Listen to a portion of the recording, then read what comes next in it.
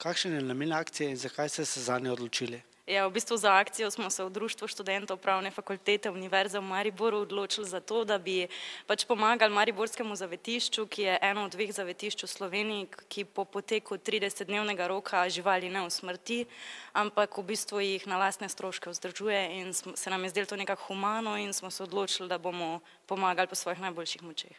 Do kdaj bo potekala akcija v avli Pravne fakultete? Ja, v bistvu zdaj to je potekalo včeraj 7.11. pa danes še do 12. ure, drugače bomo pa še organizirali tekom leta večkrat te akcije.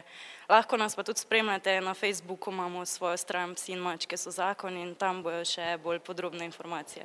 Še na kratko, kakšen je odziv? Ja, odziv je zelo dober, sej tudi boste lahko sami videli, včeraj pa dan so dosti stvari prinesli, od hrane do igrač, do zamaškov, dekic, pač po svojih najboljših močeh. Pač študenti nimajo toliko denarja, da bi ga prinesli, pa pač na drugačen način zbirajo.